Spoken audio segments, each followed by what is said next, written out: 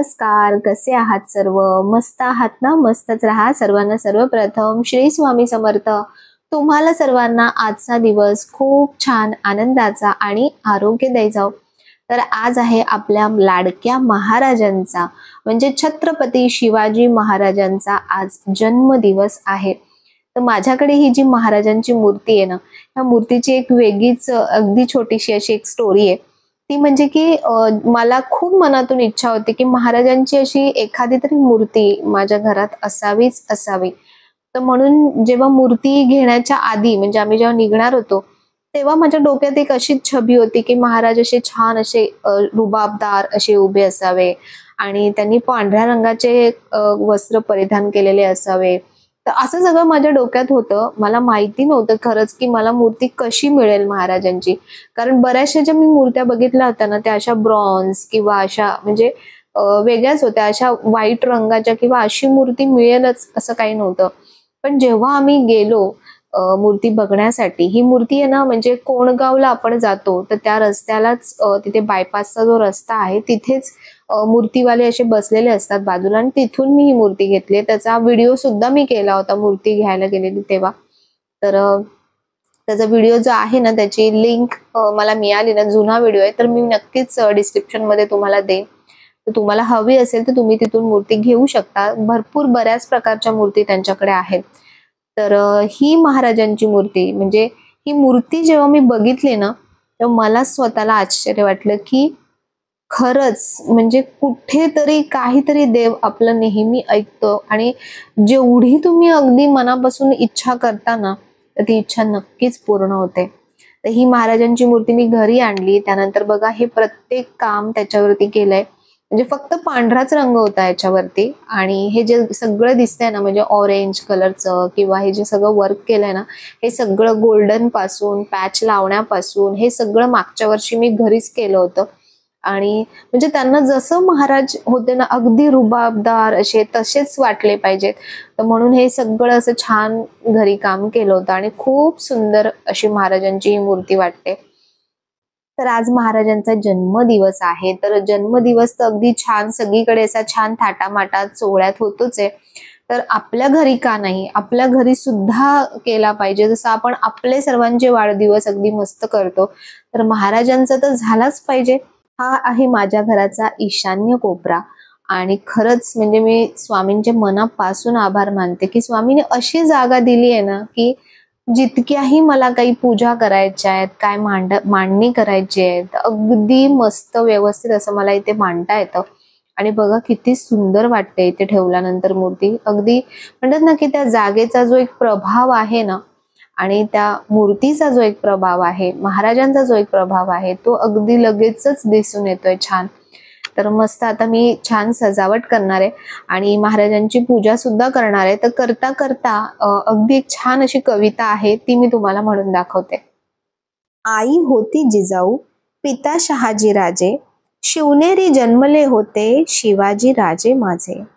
शत्रू होते सज्ज, लुटले त्यांनी राज्य, पण करुणी गनिमी कावा, शिवबांनी उभे केले स्वराज्य. अंगी होते बालपण, पण डोक्यात होते शहाणपण, करुणी शंभूंशी नमन, घेतली स्वराज्याची आण.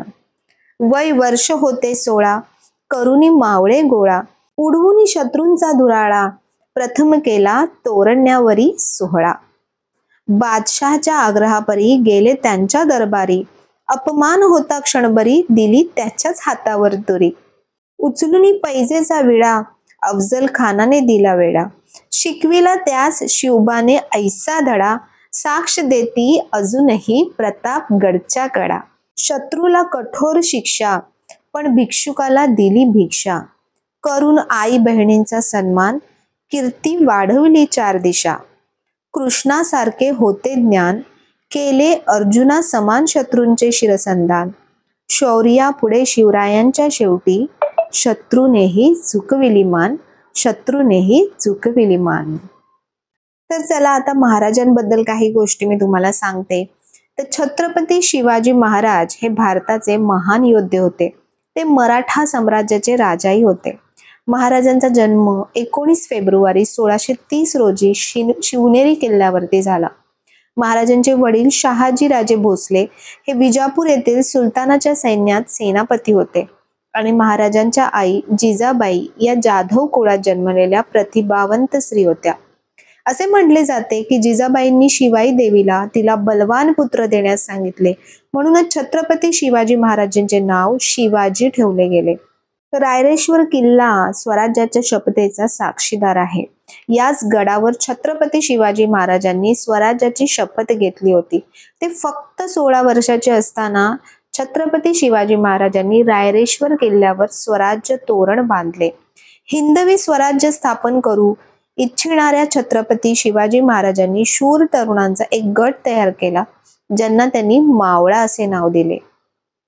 महाराजांनी हिंदू धर्मातील वेद, पुराणे आणि मंदिरे यांचे रक्षण केले आणि वयाच्या 16व्या वर्षी महाराजांनी 27 एप्रिल रोजी कान्होजी येथे बाजी पासलकर, तानाजी मालुसरे, नरसप्रभू गुप्ते, सोनोपंत डबीर, सूर्याजी मालुसरे, येसाजी कंक, सूर्याजी काकडे यांच्यासह रायरेश्वर मंदिरात जाऊन स्वराज्याची शपथ घेतली. छत्रपती शिवाजी महाराजांचा विवाह सईबाई निंबाळकर यांच्याशी 14 मे 1640 रोजी लाल महाल पुणे येथे झाला होता. महाराजांनी एकूण 8 विवाह केले. व्यावहारिक राजकारण चालू ठेवण्यासाठी महाराजांनी हे एकूण 8 विवाह केले होते. मराठा सरदारांना एका छत्राखाली आणण्यात महाराजांना यश आले होते. छत्रपती शिवाजी महाराजांचे पुत्र छत्रपती संभाजी महाराज हे मराठा साम्राज्याचे दुसरे छत्रपती होते. छत्रपती संभाजी महाराजांच्या आईचे लहान वयातच निधन झाल्यामुळे महाराजांचे संभाजी महाराजांवरती पण खूप प्रेम होते. छत्रपती संभाजी महाराजांनाही आपल्या वडिलांबद्दल खूप आदर होता. वडील आणि मुलाचे नाते खूप पवित्र होते. या जोडीलाच शिवशंभू असेही म्हणतात. छत्रपती शिवाजी महाराज हे एक कार्यक्षम आणि ज्ञानी सम्राट म्हणून ओळखले जात होते. त्यांना लहानपणी फारसे पारंपरिक शिक्षण मिळाले नव्हते, पण महाराजांना भारतीय इतिहास आणि भारतातील राजकारणाची उत्तम जाण होती. शुक्राचार्य आणि कौटिल्य यांना त्यांनी आपले आदर्श मानले आणि अनेक वेळा मुत्सद्देगिरीचा अवलंब करणे त्यांना योग्य वाटले. 1670 मध्ये रायगडावर राज्याभिषेक झाल्यानंतरही शिवाजी महाराजांना अनेक आव्हानांना सामोरे जावे लागले. मुघल, आदिलशाही आणि इतर शत्रूंशी लढाई सुरूच राहिली. दक्षिणेत शांतता आणि सुव्यवस्था राखण्यासाठी त्यांनी अनेक मोहिमा राबवल्या. शिवाजी महाराजांनी स्वराज्याची अर्थव्यवस्था मजबूत करण्यासाठी अनेक उपाययोजना राबवल्या. शेती, व्यापार आणि उद्योग यांना प्रोत्साहन दिले. त्यांनी जातपात किंवा लिंगभेदाचा विचार न करता सर्व नागरिकांना समान हक्क आणि न्याय मिळवून दिला. शिवबा हे केवळ ऐतिहासिक व्यक्तिरेखा नाहीत, तर ते आजही मराठी माणसाच्या मनात जिवंत आहेत. त्यांचे धैर्य, शौर्य, न्यायनिष्ठा आणि स्वराज्यासाठी झालेले अथक प्रयत्न आपल्याला प्रेरणा देतात आणि त्यांच्या जीवनचरित्रातील प्रत्येक पाऊल आपल्याला काहीतरी शिकवून जातं.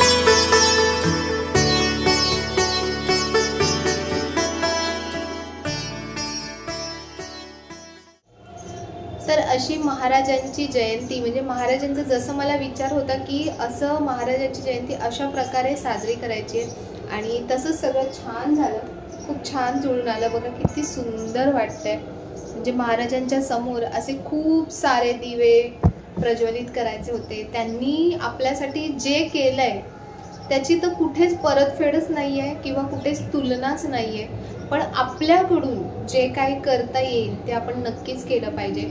म्हणजे त्यांना जी एक कृतज्ञता आहे ना, अगदी मनाच्या खोलवर, मनाच्या अगदी तळापासून तळतळीने म्हणतात ना की तशी महाराजांना एक मुजरा आणि त्रिवार वंदन आणि महाराजांना खूप खूप खूप धन्यवाद की तुम्ही त्यावेळेला त्या गोष्टी केल्यात, स्वराज्याची स्थापना केली, स्वराज्याला सांभाळून ठेवलं आणि त्यासाठी इतकं सारं सहन केलं की ज्यामुळे आज आपण हा दिवस बघू शकतो।